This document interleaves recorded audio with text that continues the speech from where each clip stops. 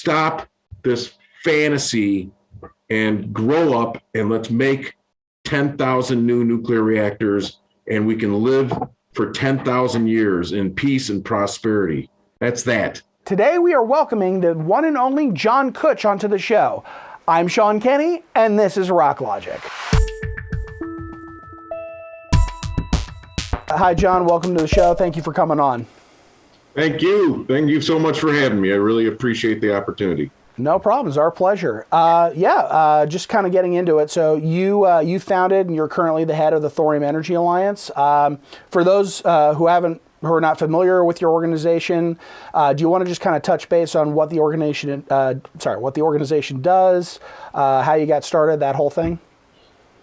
So the short version of the story is I run an engineering consultancy, and years ago, back around 2005, 2007, I had a client that was asking about some materials for his process, and one of the material, he didn't know what he was talking about, so he was just saying everything in the periodic table, and he just said, "Can thorium work?" And I'm like, never even heard of this stuff. So I went and looked up thorium, and I came back to him and I said, "No, thorium won't work. It's garbage." And he said, "It's garbage?" I said, "Yeah, but it could save the world." And he's like, "Wait, if it's garbage, how can it save the world?" And I basically explained to him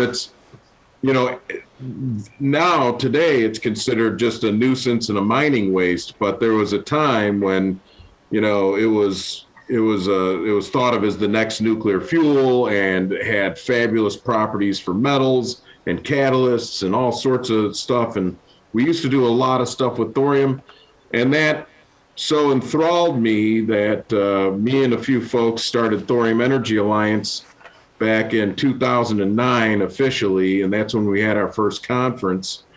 And it was originally, Thorium Energy Alliance was much more focused on the energy aspect of thorium, and specifically we really had a thing for molten salt reactors and the molten salt reactor experiment and Alvin Weinberg's work at Oak Ridge National Lab and the unbelievably fantastic crew that got the original molten salt reactor running 55 years ago. But lately I've been trying to get Thorium Energy Alliance to think more about the material uses of thorium again, and support some of the uses, things like alloys, medicines, isotopes, catalysts, things like that. So that's where Thorium Energy Alliance came from, and what we're doing in a hopefully tiny nutshell for you. Interesting. You kind of touched on, obviously we've talked about all the or most of the power applications. We like to talk about process applications. I do want to ask you about that later, but you mentioned non-power applications like alloys and such. Do you want to touch on that a little bit? Because that's something about thorium that I'm a little unfamiliar with. Sure. So there was a great deal of metallurgy done on thorium from the you could go back to lighting. So even today, thorium, if it was easier to use, would make for a fantastic basis of lighting elements, LED lamps, super high intensity discharge lamps. But there's always anything that's an actinide, anything that's radioactive is going to cause people to have unreasonable concerns. So you go back to gas lantern mantles in the 1890s. So we had a pretty good understanding of thorium and a lot of its properties and its fluorescent properties and availability in the Earth's mantle and where you get it from. But after World War II, there was just a huge, in all sorts of technological areas, but one area was metallurgy. And so when they started developing uses for thorium, they found out that they could make a thing called MagThor, which was magnesium thorium. And that was your Gemini spacecraft were, and almost all manned spacecraft had large amounts of MagThor in them. Really? And yeah. Wow. Yeah, isn't that amazing? I did not know that. They got to spend more time on my website there. So, I do. Apparently, this is like so the Magthor was the real famous one, and it was used in fighter jets, Phantom jets, and wow. then you had Thorchrome, and there was just a bunch of different alloys that were developed that could do really amazing things, high temperature, lightweight, and they sort of fell out of favor. But I was surprised in our research to find out that there was still a refinery in Illinois making thorium alloys up until the mid to late 90s. So there was a big demand for this stuff, and it sort of became just, too cumbersome to work with through regulations. Sure. But today we're trying to bring it back because we know now we could do a highly automated refinery. Any of the problems with handling this material before it was melted into an alloy could be, taken over by automation and robotic handling. So you wouldn't have any humans getting a snoot full of dust or anything like that. And once it's bound up in an alloy, it's not going to go anywhere. So there's all sorts of, I don't know if that's enough about alloys. I mean, you can imagine if you had super tough, super high temperature alloys. Well, I'm actually, the whole world needs these. I'm actually kind of curious about that because you said we kind of had an entire industry about making thorium, alloy materials up until the 1990s, and then we just stopped making it because of the regulations. You want to bring it back. Are there any specific advantages on thorium? Sorry, I got kind of tangled up here. Are there any specific advantages on using thorized or thorium-based materials for certain alloys than using, we talked about airplanes and spacecraft. Like, is there any benefit for like Elon Musk to put it on a spaceship or Lockheed? Oh, okay. Yeah, because it's a combination of super high temperature resistant, creep resistant material that's very, very lightweight, and there's no reason it should be expensive. And and what I always tell people is this was developed very quickly, and we've only just scratched the surface of what the metallurgical possibilities are. We have computational ways of doing metallurgy now where we can actually tell the computer, hey, we've got this thorium, what kind of crystal structures do you get when you take I don't know, like thorium, boron, and aluminum? What would you get then? You'd get alumathor, and so there was Magthor, alumathor, Thorchrome, and there was a handful of others, but they were sort of hit or miss. People had an idea, and they were just sort of like dumping in eye of newt, lip of toad, and they were just experimenting. But now we have such excellent understanding that if somebody were to want to utilize thorium, there's so many opportunities for developing catalysts. The magnetron in your microwave, somewhere within feet of you is a thorium magnetron, right? So we still use thorium products. And so your microwave has thorium in it. The welding, you can still get thoriated welding rods, which is the best type of welding rod you can use for sort of TIG welding and very advanced metal joining materials. So I mean, there's still product out there being made with thorium, but it's vanishingly small compared to what it used to be. And but I have a feeling some of our economic adversaries and competitors are going to, they're not idiots. They know they have this stockpile of thorium sitting around, and the advantages to using it are too great to just let it sit there. They're not going to throw it away like we do. They're going to utilize that resource. I mean, so not to bounce around too much, but you got a digital editor there. You can make me make sense. No, of course, no. I mean, that's perfect. And by the way, in terms of our adversary, you can say China. I have no problem saying China. We've certainly talked about them quite a bit on this show. I mean, and you're absolutely right. I mean, look, they're basically digging up, rare earth materials. They're dumping acid in the ground. They're separating the thorium and they're leaving it in bags, just baking in the desert sun in the Gobi Desert. Yeah. I mean, they know, and they just like they know. They just like they know. Look, this stuff's valuable. We don't need it right now, but we know it's not going to kill anybody. We're just going to leave it here, and when we're ready to go, we're going to take it. Steal it. Yeah, I mean, why would they? Yeah, it weighs too much. It's not going to blow away. So they. That's true.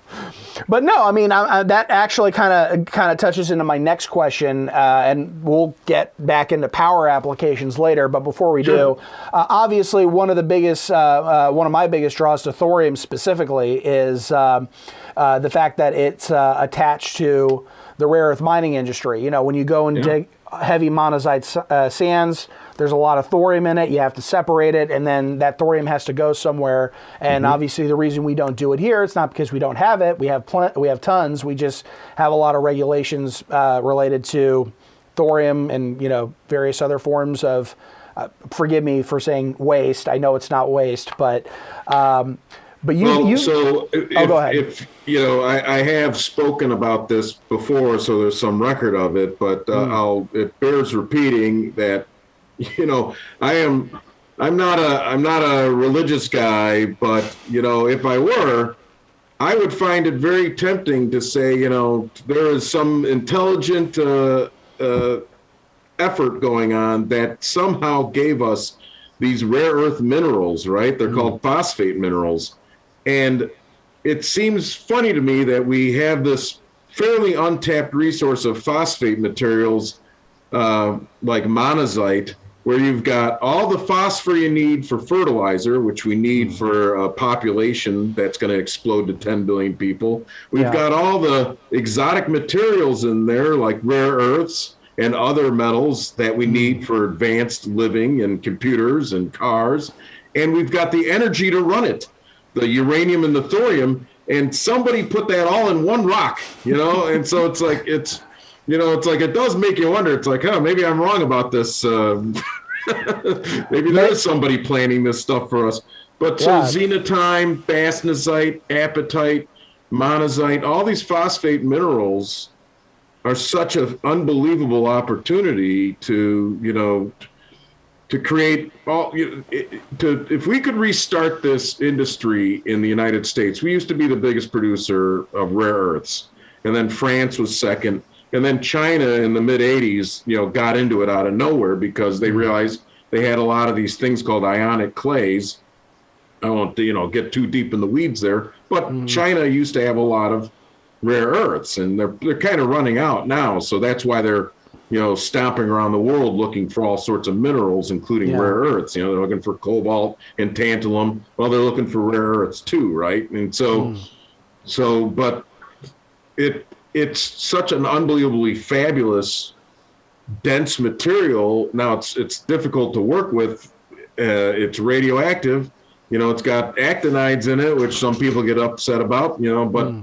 But the fact is, a little bit of rare earth has fabulous energy content, huge amounts of fertilizer, a large array of exotic materials like rare earths that we need. We need these things. And, so it's one of my huge efforts through the Thorium Energy Alliance and my partners in the rare earth industry to restart a rare earth refinery in the United States. If you are at all interested in legislation, the sad thing is all the legislation that keeps being put out there is about relaxing mining standards and getting rid of environmental standards. I'm like, you don't need to do that. We're already digging up all the rare earths we need. Every iron mine, every titanium mine, every phosphate mine in Florida that's being mined for fertilizer is creating giant amounts of rare earth concentrates, essentially. So why aren't we utilizing this? Well, we don't utilize it because we've got a crazy aversion to just pulling on our big boy panties and dealing with the thorium. And because we actually don't have to deal with the uranium, there's a market for uranium, right? Sure. So there's an easy way to sell the uranium off, but the thorium becomes an issue. And none of the legislation out there, except for our cooperative rare earth thorium bank legislation, ever dealt with the thorium issue and the refining issue. So we've recently reintroduced a piece of legislation. It doesn't have a cute little name yet, but the legislation is basically takes a slightly different approach to encouraging production, and so it's a production incentive legislation. And by doing that, it basically says, hey, it sort of comes at it from the direction of it's like, well, we need a refinery and we need a way to store and utilize thorium. So instead, we come at it from the other way. It says, hey, if you're willing to build a refinery and store and utilize thorium, then, and you start creating things like magnets and alloys and things like that, we will, you'll have certain incentives to do that. So it's just just comes at the problem from a direction where nobody can complain about it, because as you were talking about, the Voldemort of nations, always, uses their interlocutors to raise objections to our legislation, because what would our legislation do? It would break their monopoly, right? And so they have a 99% monopoly or 100% monopoly on some of the most exotic rare earths. I will ask this, and this is really interesting. So there's new legislation. Actually, that doesn't surprise me, because I know in 2019, I know that Marco Rubio had a bill that he was introducing in the Senate that was a rare earth cooperative. So you had some hand in that. Oh, yeah. We did some coverage on that a while back, and then and obviously there's been some other like executive orders under the previous administration. There's been a lot of people concerned about the supply shortages. So there's obviously people who are like now taking notice and saying, okay, well, we can't have 100% of our manufacturing in China. They're talking about opening up semiconductor plants and stuff. Have you noticed any shift, any paradigm shift in Congress in terms of them looking at rare earths in this way? Have you received any like positive feedback from any of our legislative officials? Oh yeah. I think what we've finally. What's that? I was just saying, fantastic. Oh yeah. I thought you were like, we lost the signal. No, anyway. I'm relieved that somebody is finally doing, or at least listening to you guys. But no, I'm sorry, please. We had, as you pointed out, we did have Marco Rubio, and before that we had others introduce the bill, and Joe Manchin and Cory Booker had signed on to it, and so it was a bipartisan. It's always been bipartisan legislation, and it's always like everybody is like, man, we love the domestic rare earth part of it. Could you just get rid of that thorium stuff? Because, nobody, and we're like, you can't. That's the whole point. You can't, nobody is going to touch this stuff. I mean, the reason an iron mine throws away $1 billion of rare earths is because there's a more than $1 billion liability of dealing with actinides, right? And so why would a titanium mine throw away $20 billion worth of monazite? Well, because they just don't want to deal with the things that come with it. So if we could just grow up and have a response, believe me, we work with stuff that is vastly more dangerous than thorium, right? Anhydrous ammonia is given to farmers, who pull up on their pickup truck and can pull away with a 1,000-liter tank of anhydrous ammonia that would kill a city of 50,000 people, right? And so we don't seem to worry about that, but a couple kilograms of thorium nitrate or thorium oxide, and people lose their minds, So it's just it's an irrational fear based out of ignorance, which I guess is the basis of irrationality. But the point is, the legislation we have, I think, finally gets to the point where it just says, look, we will allow you to work with these materials, and as long as you work with them, we're not even asking for the regulations to be changed. Like I said earlier, we don't need relaxed mining. We don't need relaxed EPA or anything, or NRC. We don't need it. We essentially just need to be allowed to do it. And if that happens, we will once again have a domestic metals, alloys, magnets, all the other stuff, garnets, phosphors, all the stuff we could make out of rare earths.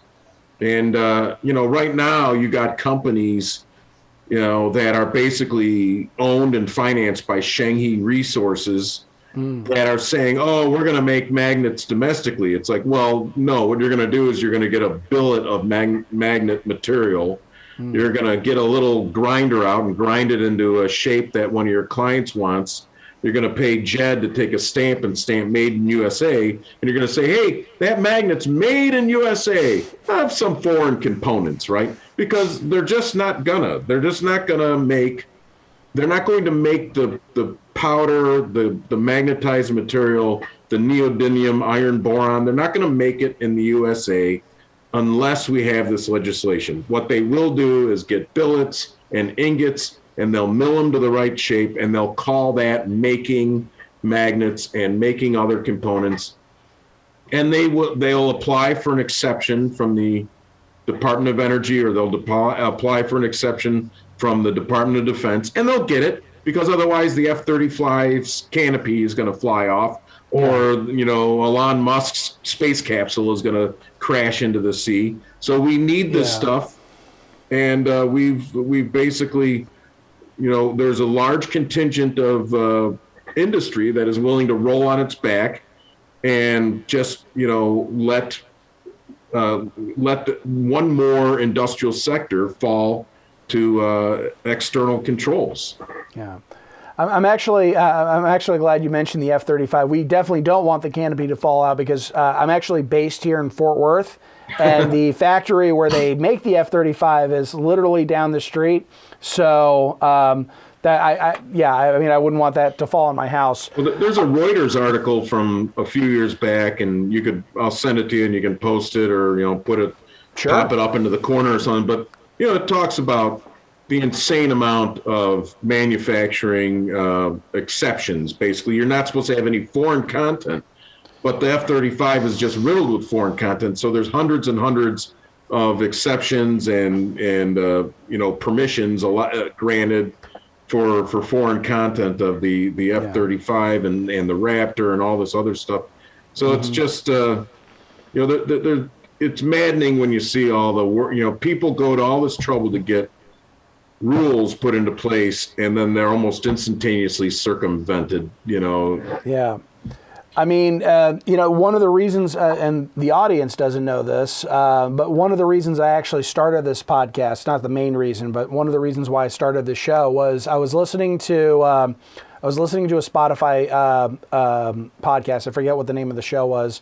And there were these two people that were talking, and this guy who, let's just say that I think he's a smart person, and I would never call him an idiot. He made a statement that I thought was, incredibly ignorant. He said, well, China makes all of our, pharmaceuticals. Thank God they don't make our Patriot missile systems. And I'm like, well, no, they do. There's a subcontractor that makes all the components that make the Patriot missile batteries work. Why? Yeah. And then it made me realize that there's literally an entire, I won't say an entire segment of people, but there's a bunch of people out there who are really smart. They know their stuff. They're shaping political discourse, and they have literally no idea that the key components that are necessary for the defense of this country are made in China, or at least the parts that make the system actually work. And that's it's an exceedingly Pollyannish view that until 2011 they said, oh, China will never utilize rare earths as an economic weapon, until they did just that against Japan. And suddenly we realized, oh, they would hurt their own economy in order to really hurt somebody else's economy. Yeah. So this idea that, oh, China has more to lose, they don't care. They know that they'll lose it, and then they'll recover it faster than we ever will. And so it's very interesting. And so I think that your audience one thing that we might reveal to them today is that, that there is this, everything is interconnected, right? We can't have rare earths. We can't have phosphorus fertilizers unless we deal with actinides. And we can't pretend that, the boogeyman's going to go away and we're going to be ostriches with our head in our sand. Everything that we're about here at Thorium Energy Alliance is trying to get us to grow up and, and stop being big. We need to realize if we want to live this high on the pyramid and have, supercomputers in our pocket and, little laptops with phosphorus screens and all the other things, starter motors in your car and everything else that is affected, fantastic CAT scans, holmium lasers, over the horizon radar, just everything. We cannot have the things of the future that we want. Oh, I don't know, like windmills and solar cells and electric cars, if that's your thing. You're not going to have them. You better find a way to deal with the actinide issue, all right? And it's not that big of an issue. Stop making it. This is my endless argument that I've been beating my brain against rocks on for 15 years. It's like, grow up, let's deal with it. Oh, we don't know how to deal with it. It's like we've known how to deal with it for 75 years, right? And, it goes back to that whole, this culture of excessive safety gets so out of hand that you actually become less, you get to a point, it seems counterintuitive that you get to a point of such excessive safety that you've actually made things more dangerous from so it's nuts. And it belies this whole idea that is there an existential crisis or isn't there? Right? When there's a burning building, do you not send somebody into the burning building to rescue the baby? Oh, but there's a life at stake. Yeah, all of our lives are at stake, and our home is on fire, and somebody needs to run into it. Now, we don't want them to die, and we're going to give them gas masks and protective clothing, but we want them to go in and rescue the 50 people in the burning building, right? Somebody's got to try the vaccine. Somebody's got to fly the airplane for the first time, and it might crash. Somebody's got to go in the spaceship, and it might burn up. Or we can go backwards, which is exactly what the deindustrializers want. I mean, that is exactly, there's a lot of people out there who be like, we should go backwards. We should live in mud huts, sod huts, and, we should live by candles. And then you have to explain to them, fuckface, the candles release carbon dioxide, assholes. And what are they made from? They're made from petrochemicals or, wax out of a bee's ass. And so it's like you're going to have to burn stuff. If you want to go back to the way we were living, let me tell you what that was like. We were burning coal. We were burning whales. We were capturing whales and setting them on fire. So that if you glorify and venerate a deindustrialized age, that's the insane age. And so that's going to be the death of 4 or 5 billion people, which, I don't know, maybe that'll heal the earth. But if you want that on your hands, we can have a life of prosperity and abundance, and I would rather have a moderated amount of people on this earth than 10 billion, believe me. But if we're going to have 8 billion people on the earth in the next 10 years, well, we better figure out how to give them their level of lifestyle that we enjoy, or else they're going to burn rocks to do it, and they're going to burn oil to do it, and they're going to burn earth farts made out of methane to do it, and they're going to murder the earth to have what we have. So we better give the world nuclear power. It's the only thing that's 6 million times more energy dense than what we're doing now. You're never going to do it with solar. You're never going to do it with wind. Batteries are bullshit. They're wasteful. They're toxic. They don't add capacity. I mean, stop this fantasy and grow up, and let's make 10,000 new nuclear reactors, and we can live for 10,000 years in peace and prosperity. That's all there is to it. Simple. I just solved it for you. Problem solved. See you later. This was an enjoyable podcast.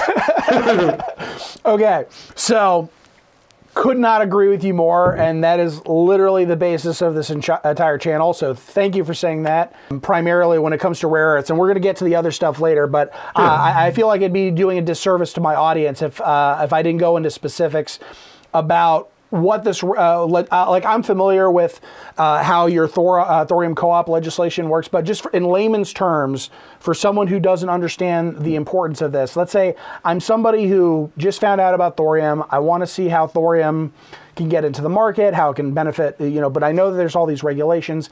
How would, let's just say in a fantasy scenario where Congress gets together and we say, you know what, we're going to pass this bill, it passes through the Senate, passes through the House, Biden signs it, it goes into law, and we have this thorium co-op legislation. What happens next? What exactly does this legislation do that allows the United States, going from an economy that doesn't get involved in rare earths and make its own materials and all this other stuff, to one that does? And how does thorium, or I should say, how does the co-op help us get to the point where we're starting to produce our own molten salt reactors and stuff like that? If you want to touch on that. So the cooperative approach that we would still, I would say we would still try and pursue, comes down to you have a monopolistic adversarial power that is willing to use that monopoly power to distort and destroy markets, right? And so, and it's diabolical. They'll let the price of, let's say, neodymium, or praseodymium rise up to, like, let's say, like $1,000 a kilogram or something, right? Jesus. And then people will be like, oh shit, I'm going to get into there. And then they sort of start to get in there. And then and just as they're about to introduce a praseodymium product, right then China's like, oh, did we say 1,000? Well, we're a monopoly, so we're going to lower it to $10. And they're like, oh my God, 99% of the value just went away. It's like, oh, it's actually 99.9% of the value, but who's counting? And so then they go bankrupt. So that's what happened to MP Materials, right? MP Materials goes bankrupt. They destroy $4 billion worth of investor money. They get sold in bankruptcy. Now a new company buys them, and they get financed. Shockingly, they get financed by Shengi Resources, and now the treadmill starts again. Hey, we're going to introduce domestically produced batteries. La la la la la la. Boom! The rug gets pulled out from under them. And what China is doing by that is they're saying, don't get into this, because if you get into this, we'll pull the rug out every time. We will pull the rug out every time. And if we don't pull out the rug that way, we'll cut you off here, or even an ancillary product, we'll cut you off there. So the question of the cooperative is, how do you short circuit that? Well, you short circuit it by getting the producers and the off-takers to finally work together, right? So you get anybody who's making rare earths, minerals, concentrates, just byproducts, it's coming out of your phosphate stream, it's coming out of your titanium stream, it's coming out of your iron stream. You're throwing it away anyways, so you put it into the supply chain. The cooperative is a refinery. It takes it, grinds it up, does things to it, digests it, separates it, electrolyzes it into metals, blah, blah, blah, all that stuff, makes products out of it. And the other half of the cooperative is the off-takers. So the off-takers would be companies making magnets or electronics or, lenses or phosphates or whatever. And they would say, we will buy this at whatever it costs a cooperative to make the materials at. Even if China screws with the price, even if we can get it cheaper from China, we will still buy our set amount. And this is nothing new. This is how every corn elevator works. This is how a lot of insurance programs work. It's probably how your electric company works. A huge amount of electric companies around the country work this way. They're cooperatives. Tropicana orange juice is a cooperative, right? Land O'Lakes butter, cooperative. So we're not like, what we get a lot of times is when we push this, we get conservative people saying, you're doing some sort of like hippie commune thing. And we get liberals saying, this is some sort of monopoly thing. So it's so funny how your worldview can like take something as simple as a cooperative and distort it into what you don't like. But the fact is, a cooperative is a form of insurance. Okay, so if you're making this stuff and you're taking this stuff and you work together, just like a grain elevator, Mom and apple pie and Chevrolets and America, cooperatives are part of the greatest things that America invented. We invented that, right? I mean, so we use this cooperative nature to make it so that our adversaries can't distort the market, because there is no market left. We're saying, hey, you give us this material, we'll process it, and you also pay some sort of membership, and maybe you get that back in some sort of profit some years you don't. But we take this liability, right? Because what's the liability? The liability is otherwise you have hundreds and thousands of kilograms of actinide sitting on your property, right? And so we'll take that because we find it valuable. And we'll take that thorium, we'll take that uranium, we'll sell the uranium into existing uranium markets for you. We'll take the thorium, and if nothing else, we'll store it. We'll safely store it, and we'll guard it, and we'll measure it, and we'll report on it, and we'll make sure that we know where every femto, every little microgram of thorium is kept, and we'll keep it in a double vaulted building right on site forever until we find uses for it, which we obviously, and so in the end, one of the possible funding mechanisms among many, I mean, we have discussions about how this would work, but one of the nice things is you could take the excess capital, sometimes called profits, but you could take the excess capital that the cooperative might make, maybe in a good year, the off-takers and the inputters and the facility itself run especially well. Now we have some excess capital, and we can use that to fund things like the rollout of molten salt reactor technology, MOX fuel technology that uses thorium. And so it's nice. It serves mining and people who would generate the minerals. It serves the people who desperately need them. And we find a use for this intense 6 million times denser than coal fuel. And as we've spoke about earlier, there's a lot of things you can do with thorium. You can make coatings with them, nuclear medicine with them, and you can make alloys with them, and of course you can make really great fuel with it. So that's the cooperative model. The new legislation that we introduced basically comes at it a little bit differently. The most simple way to think about it is sort of, if you set this up without our assistance, we'll basically reward you for doing that. And so it's just a little bit different take, but it's still a model that needs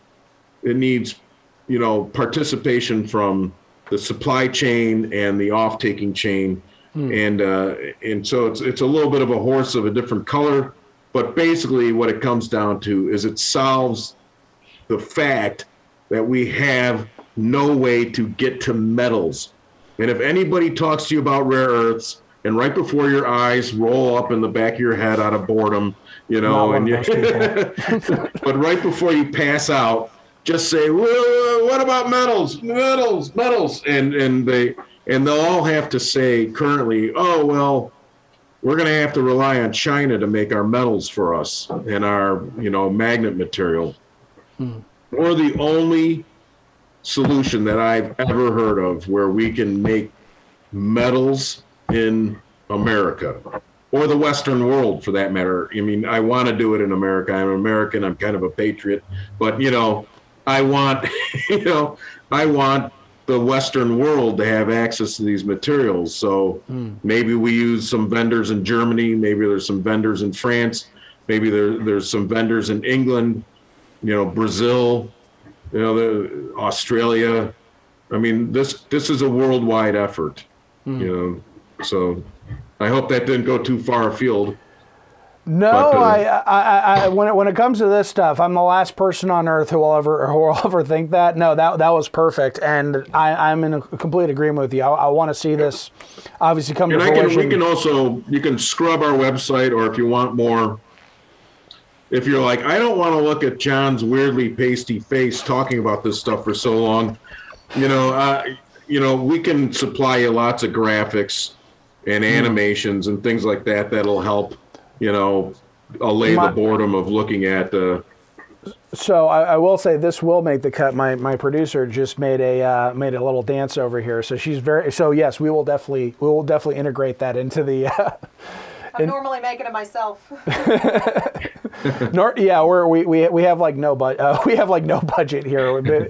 It's basically just whenever we do make some money, we kind of reinvest it in here, and we'll put it into like a teleprompter or like T-shirts or whatever. We just started getting into selling T-shirts, so hopefully we get some revenue from that. We're not rolling around in money, but we're always happy to like contribute and help support work like that. And we do the conference, right? So sure.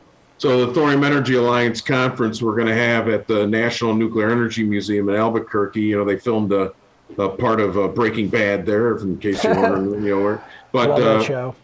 So it's the first conference we're going to have in 3 years because of the whole COVID thing and such. But it's October 14th. And on the 13th, we want to have it hasn't gelled completely, but we want to have sort of like a training day, media day, podcast day, where hopefully folks like yourself and like the Decouple guys and Generation Atomic, and get a bunch of folks that Isabel from Isobamecki's TikTok videos, and I wanted to get a lot of the new media, especially younger folks like yourself, there to go and talk about this, because this is your guys' future. I'm like an exhausted cicada. I've been chirping about this for quite a while. I'm about to get eaten by a crow. And you guys have to like pick up the mantle and hopefully have more success, because I feel like I've beaten this into some people's consciousness and gotten this topic.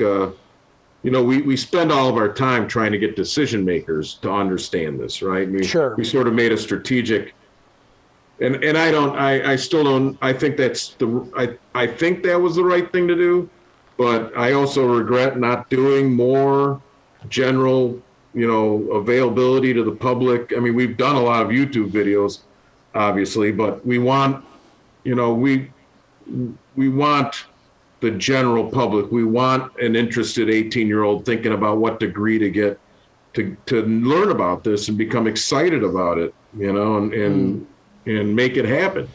No, for sure. So that's our goal right now. That's why we're introducing this new museum exhibit. The reason we're having it at the Nuclear Museum is we had an exceedingly generous funder help pay for this new exhibit that talks about Alvin Weinberg's work helping start up Oak Ridge National Lab. And, his Mount Everest was him and 30 guys building the molten salt reactor experiment and getting that reactor built in just 5 years and running it and beating it up and never having a problem, of any significance, and just a phenomenal, achievement, only to be, just left on the cutting room floor for like the last 55 years. So it's as if we landed on the moon and never went back. Imagine if that had happened. Yeah. So it's that same sort of thing that we want to, just like we're supposedly going to go back to the moon and go to Mars. We need to go back to nuclear and remember the unbelievable promise that it offers. Yeah, completely agree.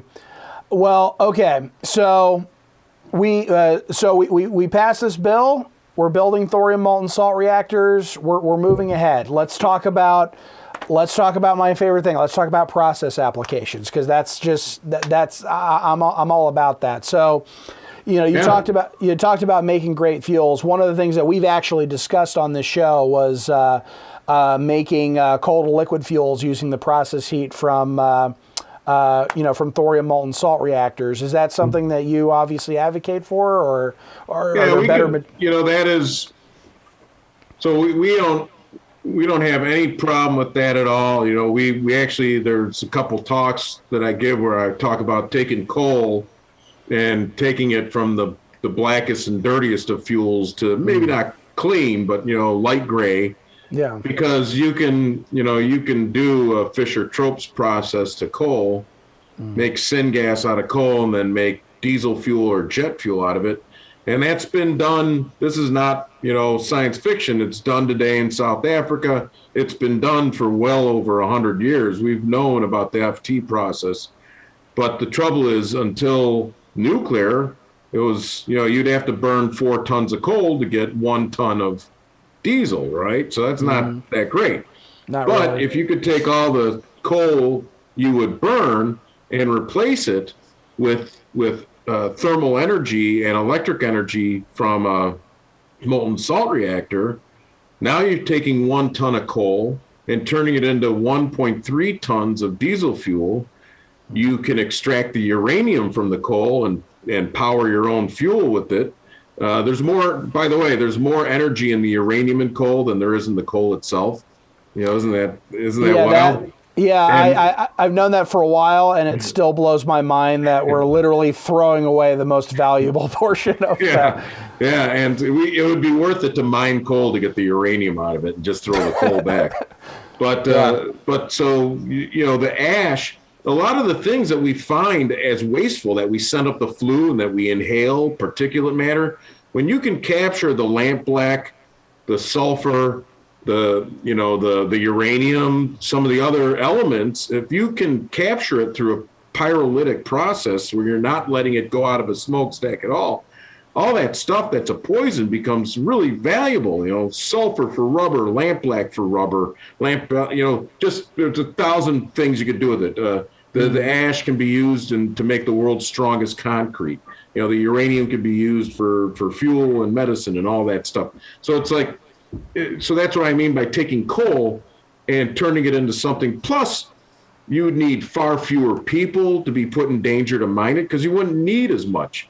You'd be vastly improving the utilization of the coal. So you wouldn't need as much coal, but yet you'd be making, like right now, a ton of coal goes for about $55, somewhere give or take around there. Sure. A ton of diesel fuel goes for $1,800. So what would you rather make, $55 or $1,800 plus all the byproduct stuff you can sell? But I was told by the one of the heads of Peabody Coal, we'd rather just sell the coal. So really, oh yeah, it's weird. Who knows? They get paid for how much coal they sell, right?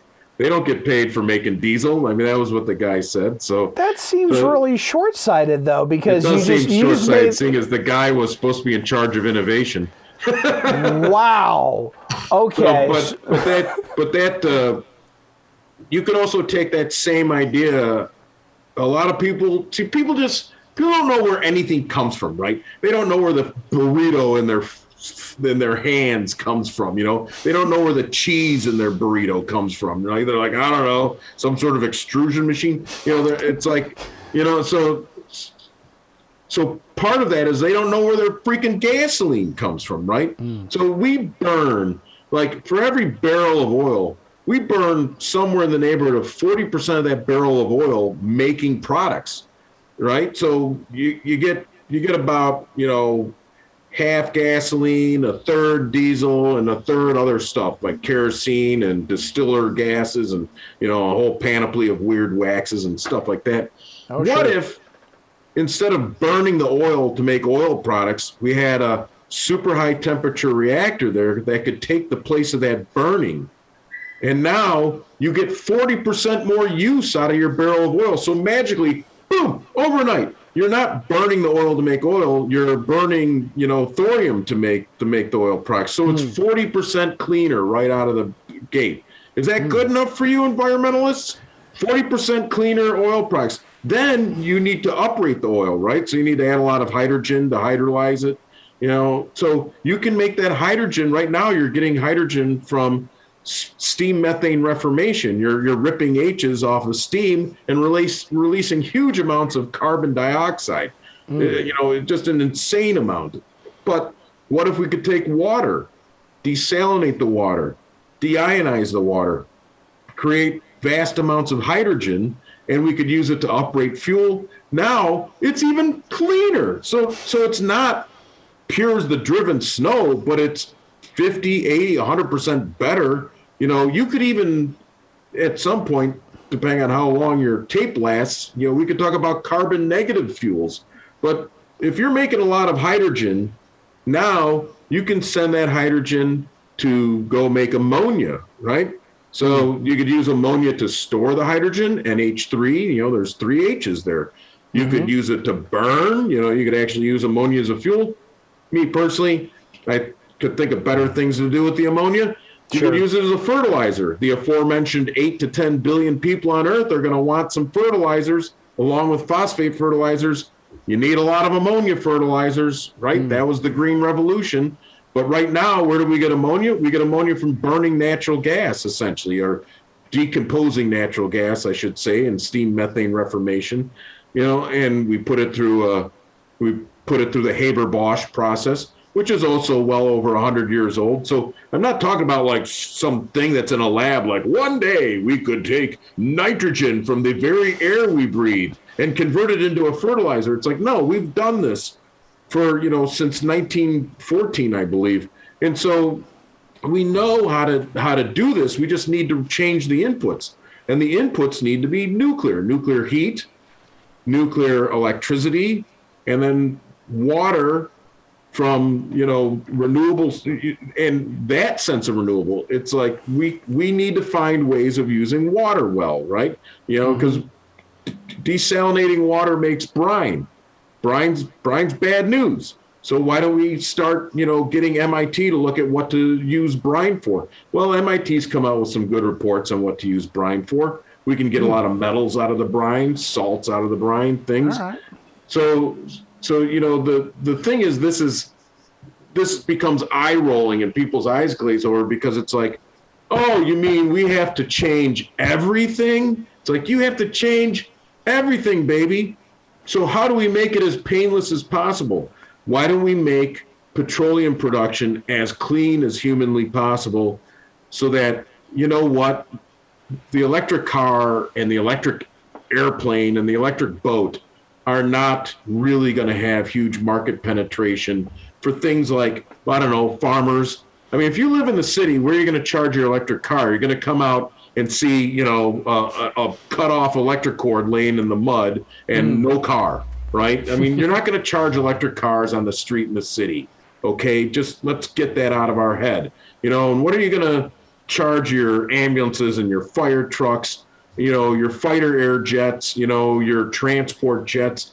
It's, your over the road trucks might have some electrification to it. But the fact is, are you really going to ask Bob, the truck driver, to throw away his $1 million truck just so he can be a little bit greener? No, there's going to be legacy combustion engines out there. So why don't we run them on synthetic fuels and super, super cleanly refined petroleum fuels? We need a transition, and the transition could take generations, because in the next 10 years, we're still going to make 3 billion new reciprocating gasoline 4-stroke engines. No matter how many electric cars you make, there's going to be 3 billion new engines in the world. We might as well feed them with, the most beautiful fuel we can, because we're not going to. It's just like the guy in India deserves electricity, and he knows he deserves electricity. Yeah. How's he going to get it? Well, if he has to burn those black rocks, he's going to do it. And if we can give him a way to not burn those black rocks, that's even better. Even better than that would be to say, hey, I know your job is to dig those black rocks out of the ground. We're going to help you transition from that. We're going to give you a way to use some of those black rocks, and you're going to transition from burning those black rocks in a big oven decomposing them into lots of valuable products. And eventually you'll transition because you'll realize it's even more cost effective to just take brackish, unusable water and clean it up, take it, make hydrogen, and then make hydrocarbons from that hydrogen and do something with the oxygen. By the way, if you've got an idea of what to do with a couple billion kilograms of oxygen, let me know. I'm thinking there should be some sort of tax credit, because if you put all the oxygen from electrolysis in the air, it's sort of like diluting the air. The solution to pollution is dilution. So maybe you get instead of a tax, a penalty for making a ton of carbon dioxide, you also get paid to make a ton of oxygen. So you thin out the atmosphere a little bit. I mean, I have no problem with advocating for that. I think there's some long-term benefits. Well, it sounds funny, but until you think about it, we burn 18 million barrels of oil just in the United States a day. Yeah. Right? That's just the United States. Worldwide, I think it's something like 38 million barrels of oil a day. It's higher than that. No, it's definitely higher than that. The point is try and replace that with hydrogen economy, right? Yeah. So I mean, the takeaway from that is whatever it is, it's X million billion, gallons of fuel that, unless you want to go back to a horse and carriage, which is not actually environmentally responsible. But unless you want to go way back in your standard of living and get rid of plastics and get rid of medicines and get rid of all the things that make our life livable, then you better come up with a way to make millions of tons of hydrogen and then millions of tons of petrochemicals and millions of tons of plastic every year, and figure out how to recycle them, figure out how to, suck carbon from the atmosphere if you think that's a solution. But you better start thinking at that scale, because some guy who puts 2 solar cells on his camper and is like, I'm roughing it in the outback and I have solar cells on my roof. It's like, yeah, what does that do? Does that charge your cell phone after about a week of sitting in the sun? Great. Now try and drive your 4-wheel drive truck that you dragged your camper out with, try and drive that home on your solar power, or your Tesla, or your 1,000 horsepower Tesla Plaid, or your Rivian. I mean, it's like, it's insane, that people are getting into this idea that we're going to rebuild an entire infrastructure based on solar and wind.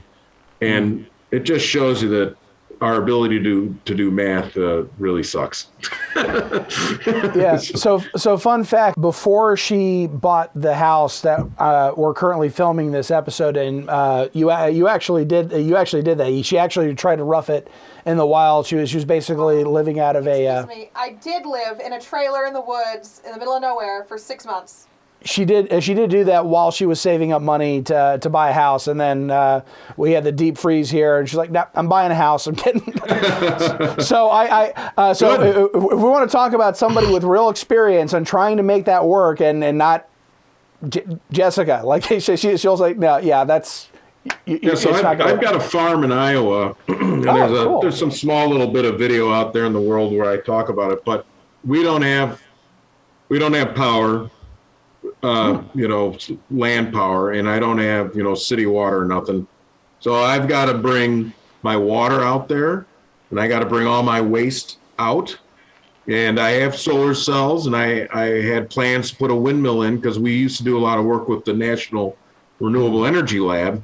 And I have my battery banks, but I also have 2 generators out there because even though we don't have air conditioning, and we have like some fans, and we have like we have the most minimal amount of electricity you can imagine. Our radios are crank radios with little solar cells on them, so we don't even plug. The point is, like, even with that level of roughing it, chemical toilets, all that stuff, we still would run out of electricity. Yeah. And I'm like, that was sort of my awakening back in 2005, 2004. I'm like, there's something really wrong here. We're not going to be able to live, and I think it's actually great for everybody to realize how much crap they use, how much energy they use, how much they rely on flipping a switch and getting something to go on without having to go outside and start up a generator or put some alligator clips on a marine battery, and running to the store to get another bottle of propane. It's like that would be hugely beneficial for people to understand how much energy and resources they use, and then to have to take their garbage home with them.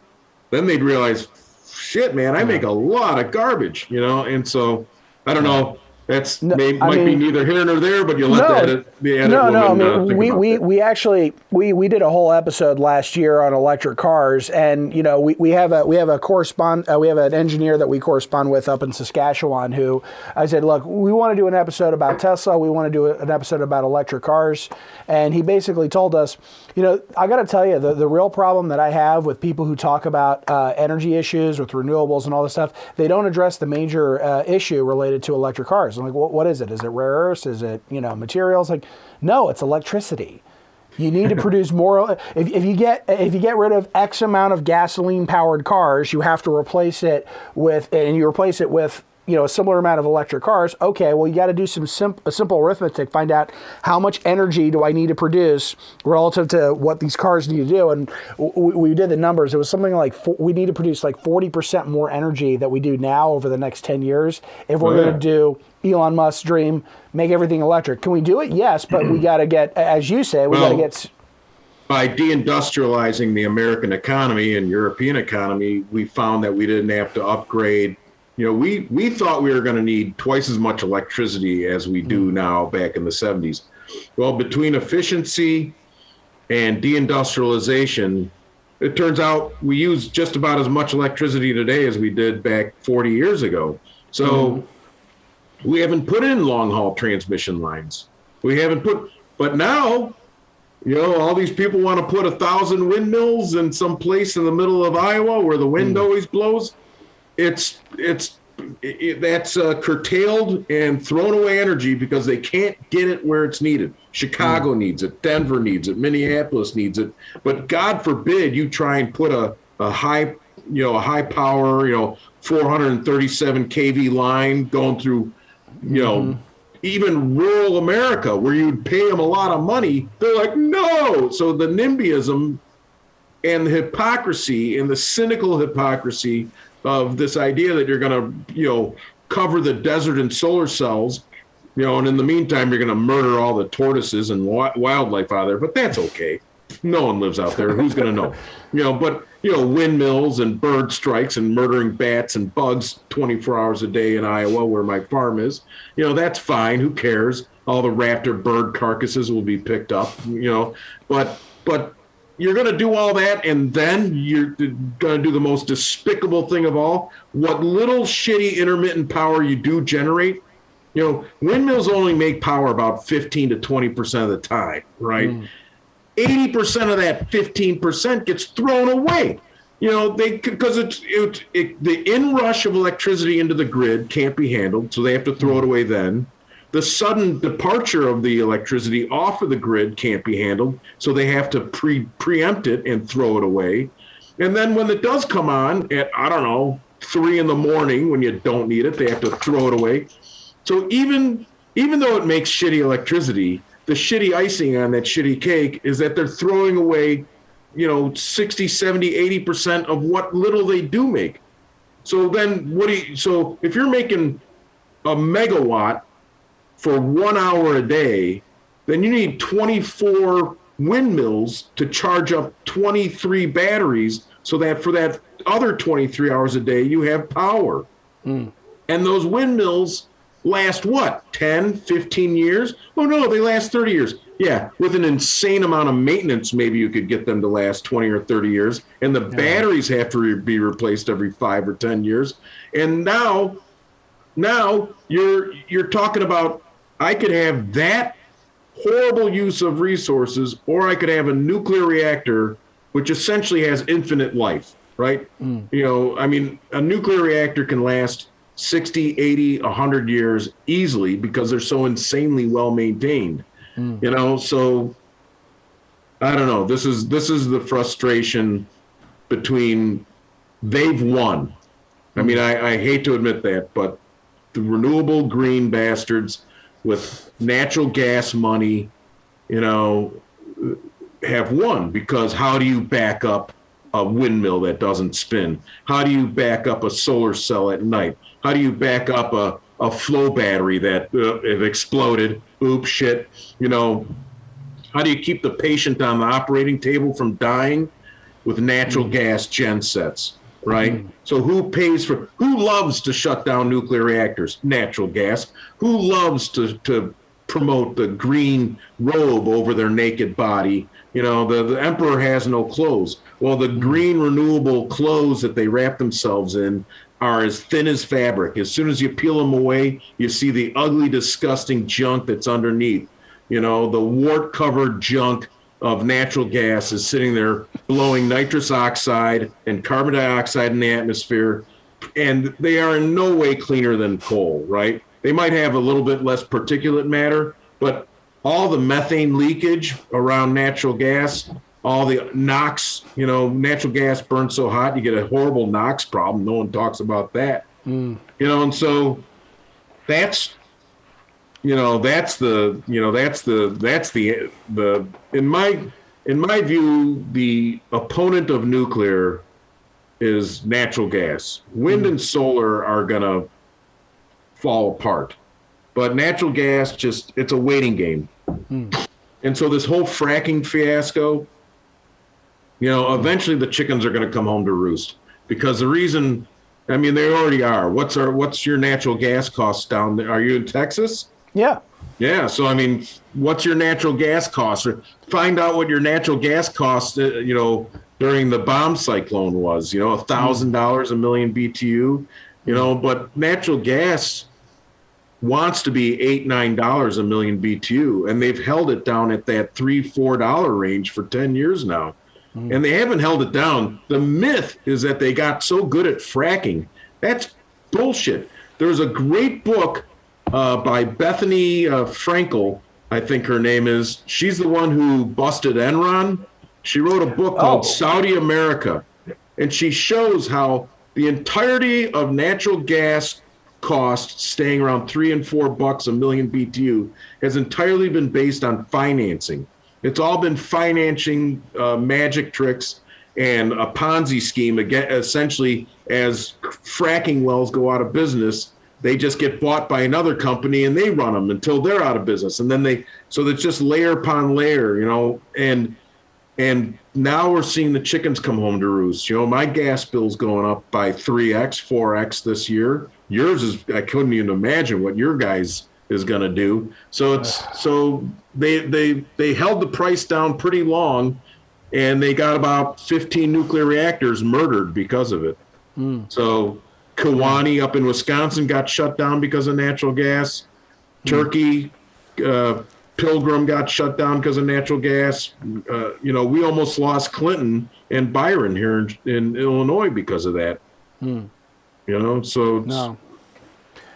Well, sorry to go. No, I'm relying on your editing skills to. No. Well, I mean, Jessica, you got your work cut out for you. I don't know if we're going to split this up into 3 parts or what. I mean, we're just getting we're getting great stuff out of John here. I don't know about you. I'm loving it. Oh no, I'm really happy. Yeah. Yeah, I could tell because you were totally laughing your ass off towards the end there. But no. It's a great insight, and we might actually end up doing an episode on natural gas, but I kind of want to bring it back here a little bit because we've talked about some great stuff. I still have some other questions about some other applications that we can get into, but I also want to try and add a little bit of a dose of reality here, not so much from the regulatory side because you've covered it, but more from the supply chain side. So one thing that we've addressed in other episodes is and if anyone asks, well, what's your favorite type of reactor? I'd have to say the lifter, and there's a lot of reasons why I would say that. But I also recognize that lifters, liquid fluoride, thorium reactors, they rely on a supply chain that doesn't exist, right? We're not making a lot of like highly enriched lithium-7. We don't have a market for the beryllium. We're not making graphite moderated cores. And the biggest issue and we did a whole episode on this a few months ago, is while we do have the largest supply of uranium-233 on this planet, the geniuses at the Department of Energy are trying to dispose of it. They're trying to denature it and get rid of it. And they're giving whatever they don't dispose of to Bill Gates to use. Yeah. Oh, yeah. Yeah. Well, we'll see what he uses it for. Theoretically, it's going to be for nuclear medicine, but I have a feeling he's going to use some of it in a molten salt reactor. I don't know. We'll see. Wouldn't have any objection to that. I mean, but I mean that's interesting. I didn't actually know that TerraPower had some of that U-233. They're angling to get it, but. Well, here's a question. How much of this? Like, I don't know what the exact number is, and I've looked at certain sources, but it always changes, and I don't know who to trust. How much uranium-233 do we have, and how much of that, like, how many reactors could we start from that U-233? I have another follow-up question to that, but how much has been? I'll start by saying, like, the inventory I've heard of. I can just say generally, there's basically two major sources of it. Roughly, there was some from the molten salt reactor experiment program that was at Oak Ridge National Lab, and they're in the process of doing disposition of it, and I believe they're sending some of it over to Y12, and then there's some other. U-233 that was made into a MOX fuel with thorium and used as an experiment in some of the solid fuel reactors, water-cooled light water reactors. Like shipping port? Yeah, so there's some of that, and that's stored at some of our national labs. But it's vanishingly small, it's like maybe 3 tons at Oak Ridge and 5 tons at one of the storage reservations, and some of it does need to be gotten rid of. Some of the salt was highly, it had a lot of stuff in it that today with our stupid monkey brains we don't know what to do with, but we have some highly energetic stuff in there that some people would call waste. That's just too problematic to deal with. So we just need to cask it up and, put it somewhere and giant hole in the ground or a salt cavern or something. Sure. But there is some good stuff left, which is what I am sure some of the folks want to get their hands on, because, they still at Oak Ridge, they've been promoting this milking process. But the fact is, you only need, a couple kilograms would last years and years, right? Because you only need, small amounts of these medical isotopes to actually have hugely gigantic benefits in the medical isotope community. It'd be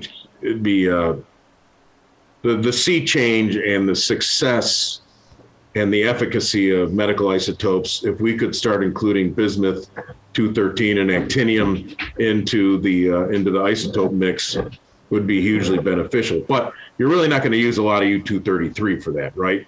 No. So where would you use the U-233? Well, it would be logical to say, hey, we should try and start up some pure cycle reactor with that. Mm-hmm. Now, as you pointed out, the pure cycle is, it's really cool on paper, but it's hugely problematic to actually execute it. Yeah. But U-233 plus thorium, even in a solid fuel reactor, could be a very good thing. Could make for a very good fuel. But it's not, we venerate it quite a bit, but it is not the be-all and end-all of nuclear fuels. No.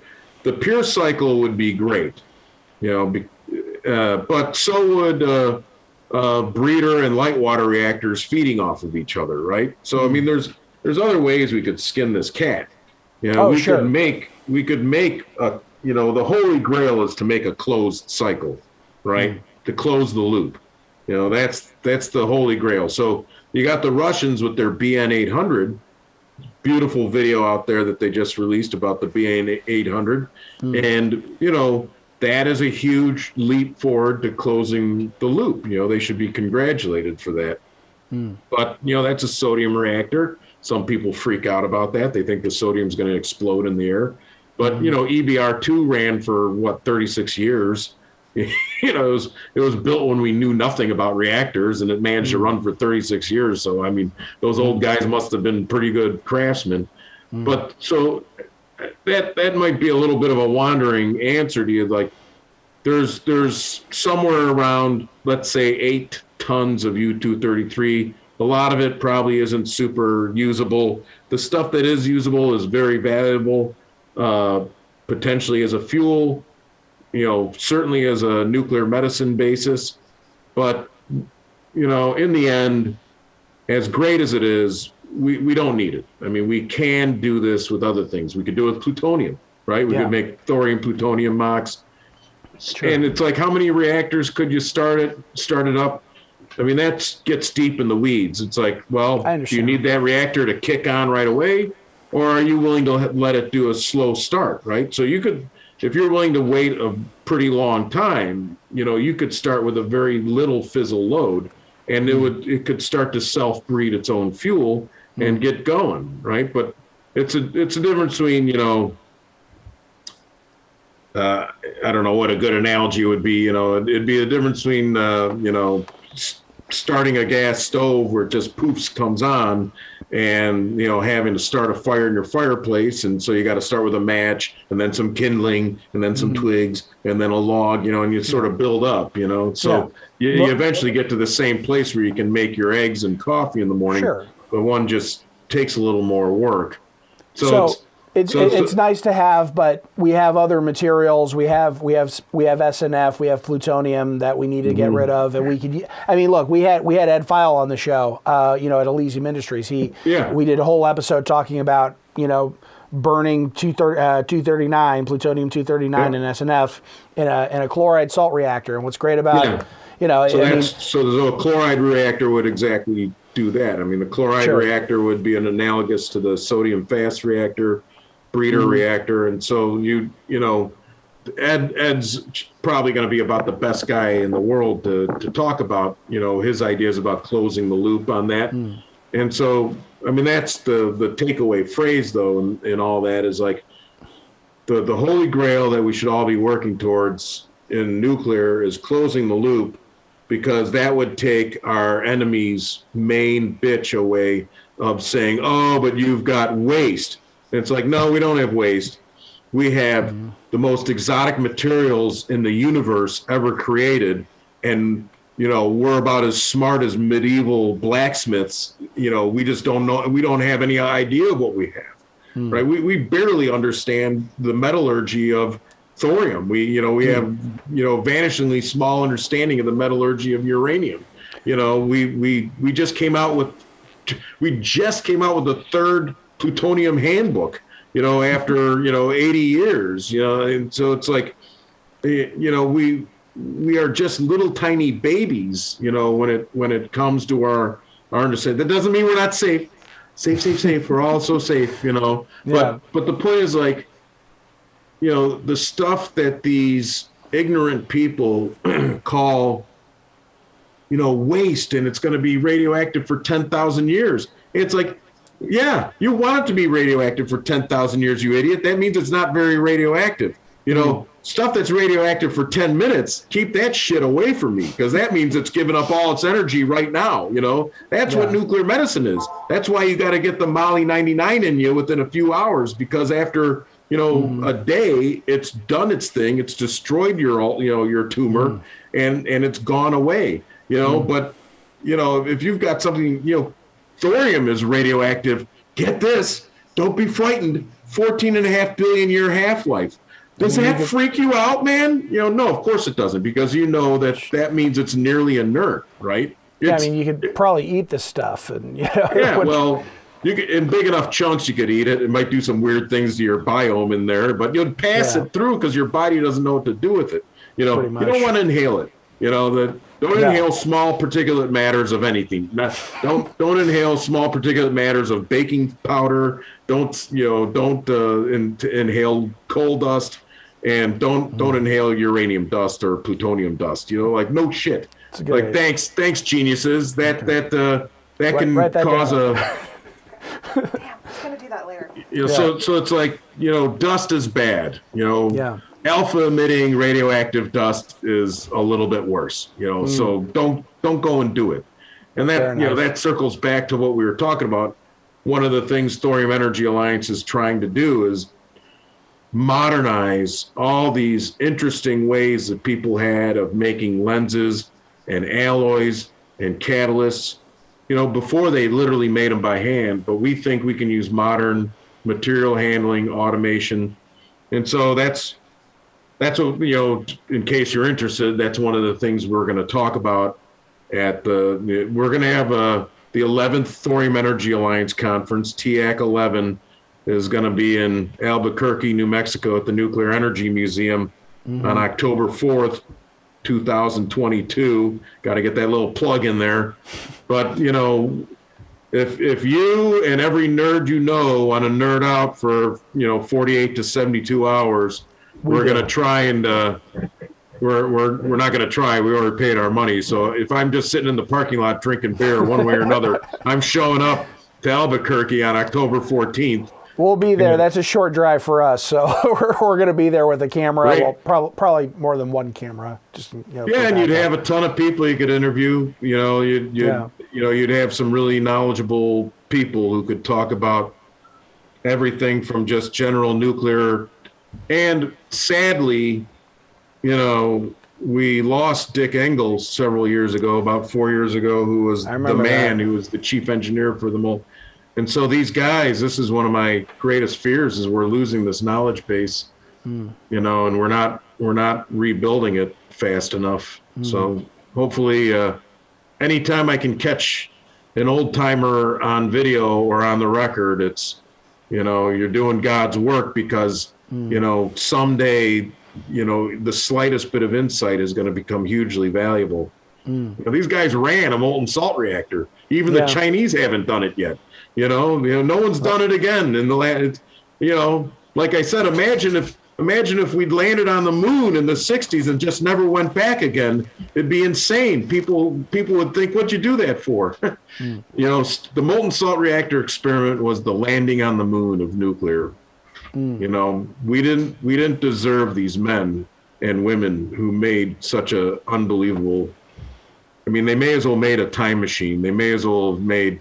It's like the technological achievement with the tools they had is so moving to me that I get like choked up to think that the phenomenal talent these guys had and the industrial might of America back then was so phenomenal that they could do this. It was shocking to think of the utter beauty of what they did, just the beautiful engineering. And the reports they did were written like novels. They're the most beautifully written, easy to read reports. I'd recommend the few that are available out there publicly, will inspire anybody who wants to be an engineer. Sorry, I digress. No, please. No, this is why we had you on the show. I'm enjoying every second of this. So I know at some point we do need to wrap up, and I probably. We have 15 minutes left on the roll. 15 minutes? Okay, great. Well, John, if you've got 15 minutes, I still have questions, and we're probably going to go back and forth here. So, obviously, God, where do I go? Where do I go from here? That was just. Well, first off, we're definitely coming to Albuquerque. There's just no question. We're going to drive up there, and we're going to probably talk to you. And I don't know. I don't know who else is coming. I'm assuming all the big. I'm sure all the big startups are going to be there. Thorcon, Elysium, probably. Yeah, we 5. hope so. We hope to get TerraPower to send one of their guys again. I mean, I think they're doing great work. I wish they'd be a little more open about what they're doing, but I don't blame them for keeping their cards close to their vest. I'd love it if Toshiba and GE sent somebody, Hitachi. I would kill to have Ross Adam, send somebody to the conference. But we do have a lot of researchers that do a lot of excellent work and even independent work. We've gotten lots of support in the past from national labs and Nuclear Infrastructure Council and the Electric Power Research Institute have all come to the conference before and talked about their work and their hopes and their dreams. So, but we've got some speakers, but it's the mystery box right now. We'll see who.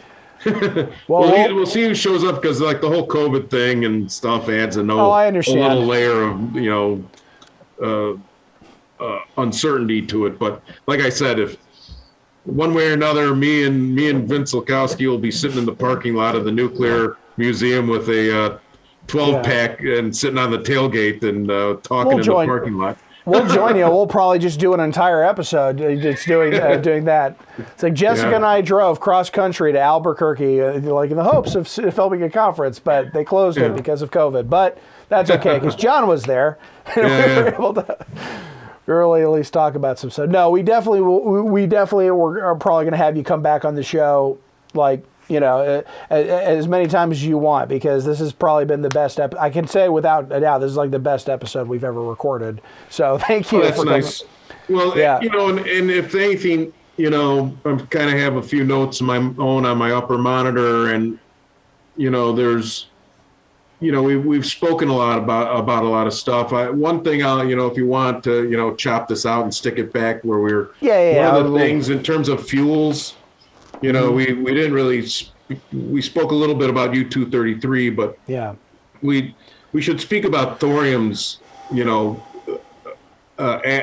aspect. We spoke quite a bit about the rare earths, and we've touched upon the things you can do with thorium, which is really nice.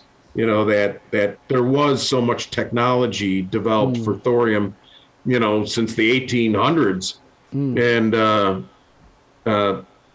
so, but as a fuel, one of the companies that I'm proud of and I want to become more involved with is Clean Core Thorium Energy, CCTE, and they have a fuel, a thorium oxide, uranium HALEU fuel, right?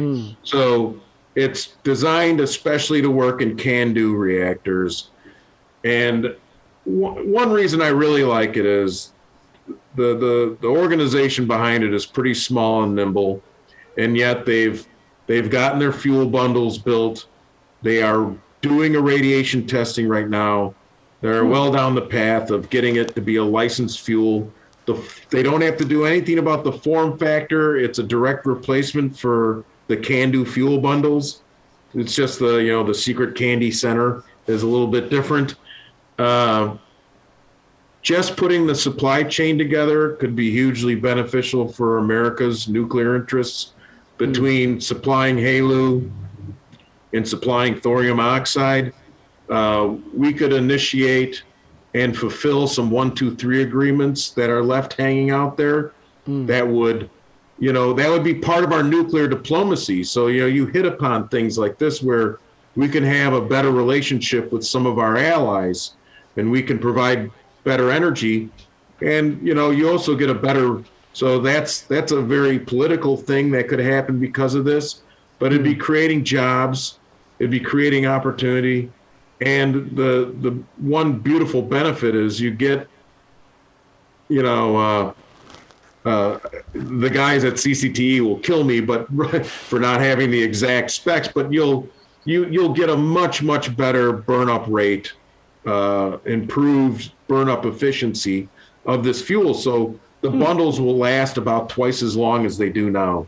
So you'll make a lot less waste. You'll make a lot less spent nuclear fuel, and you'll make a lot less plutonium, which is a little bit of an issue up there in Canada and Argentina. Sure. And so there's 35 working CANDU reactors in the world. Maybe we could get back to building some new CANDU reactors, build bigger CANDU reactors, simplified CANDU reactors, because the CANDU's a technological marvel. Canada should be proud of it. It's served exceedingly well all these years. And if you could take all that learning and simplify it a little bit, it is kind of an oddly complex system, but they've run it safely for all these years. And it's a hugely beneficial fuel and design because it's an online refueler. So now we could do things like put samples in there and irradiate them and get new materials, new medicines, new isotopes. So I'm pretty excited about the anneal fuel making it through the fuel qualification and getting licensed. And that just shows you that a small dedicated team could make a huge difference. Somebody listening to this might get a bug in their ass and say, why can't I get Lightbridge to bring their cruciform thorium fuel to market? Maybe I'll go to work with Lightbridge and get their revolutionary fuel introduced. And that too, a lot like anneal, would vastly improve the burn-up efficiency of fuel, and it would be an inherently safe, solid fuel form factor. So I mean, it gets.